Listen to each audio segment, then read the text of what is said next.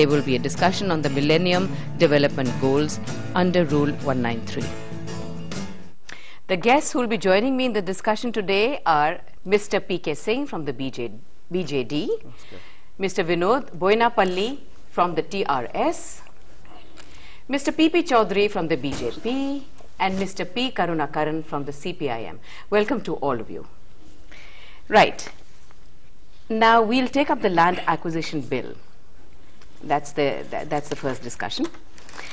Today the government is going to introduce the land acquisition bill in the Lok Sabha.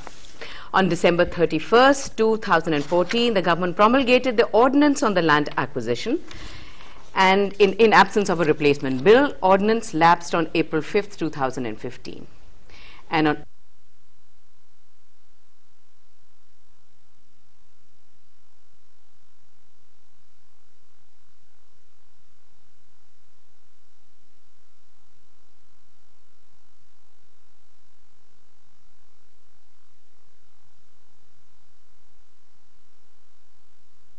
inadequate compensation.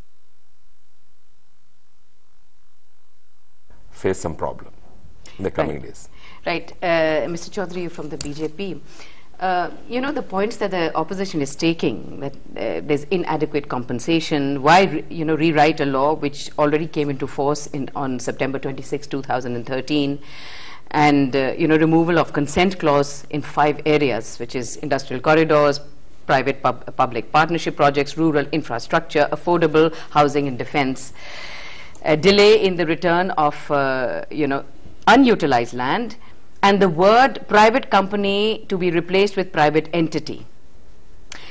All these points that the opposition has made, do you think they're justified?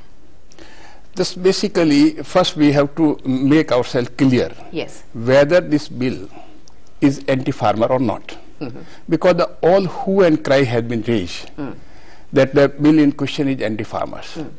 If we go back prior to coming into force of the Act of 2013, so if you see in what manners for 100 years, and especially after independence, this 1894 Act was there, the land was acquired, and who are raising the hue and cry. I can tell you the definition of the public purpose, if you go back, nobody has noticed it, I can tell you. This public purpose, earlier, prior to 2013, the public purpose means the acquisition of land for company is not a public purpose. That was the definition. But it was coined in such a way that if against the compensation which is paid to the farmers, if the contribution of the government is 1 rupee, then it has been treated as public purpose.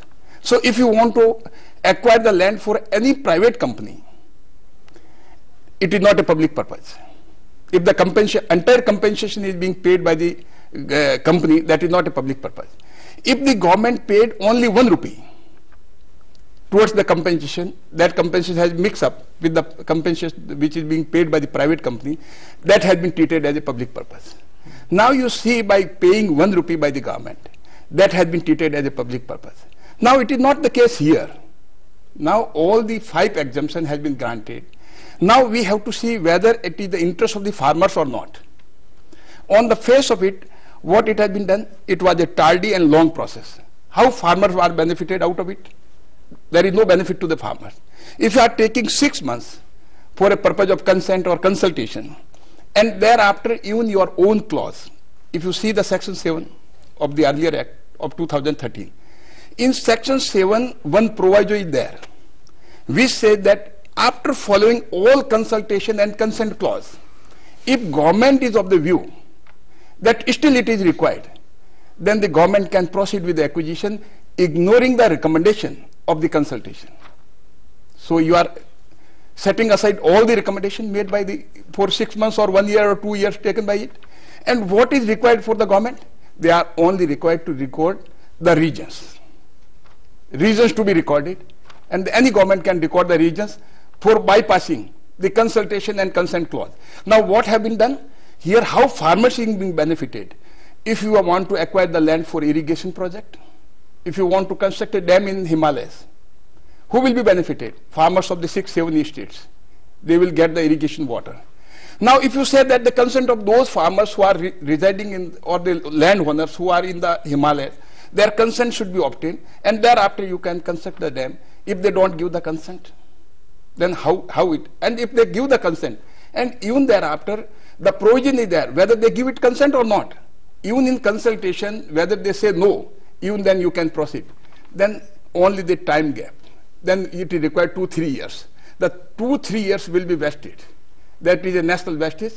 So immediately, if you are reaching to the same point by this bypass or by state way, so it makes no difference. So farmer is not being benefited out of it. Basically, farmers is being misled by raising this issue.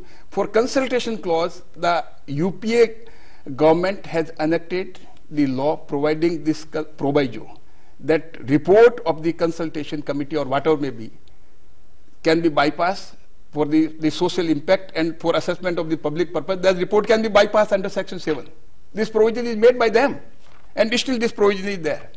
Mr. Karunakaran is mentioning NRIs, so it's obviously NRIs with Indian citizenship who may be residing abroad, and they're also supposed to come into the ambit of this act, correct?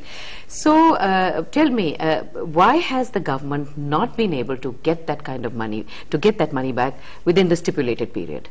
What is the hitch? So first we should understand the true nature of this bill. Yes. So you were discussing about the citizen of India. Yes. In fact, it is not for the citizen of India. Okay, let's be clear about this. We should clear about it. Yes. It is resident of India. If a foreign company, HSBC, is residing in India, it may be a company, it may be individual, person, it is applicable, person include both. It may be natural person, it may be artificial person created by the institute, just like companies and institution and all this. Yes. So these are the person. So whoever residing in India, either their offices are established in India, or any person is residing in India but having the foreign nationality, it will make no difference. Okay. So it is also applicable to them. So I see. Let me just anybody residing in India but having a foreign anybody citizenship. residing in India, because it is not the citizen of India. It is nothing to do with the citizen of India. Suppose the company is there. It is not applicable only to the natural person. It is also applicable to the artificial person created by the institute, like company, institution, like that. So if any foreign company that is doing a business in country, then it to be treated as residing in India. So it is applicable for the resident in India. I see. Okay. So this we must make it clear. Yes. Now, second aspect is how the act is. So it is one of the very good move on the part of the government. And now Mr. Karunakar is saying that because we are the obstruction political, these obstructions are there. So in passing the act and doing the things, so many things are there. So government intention is very clear.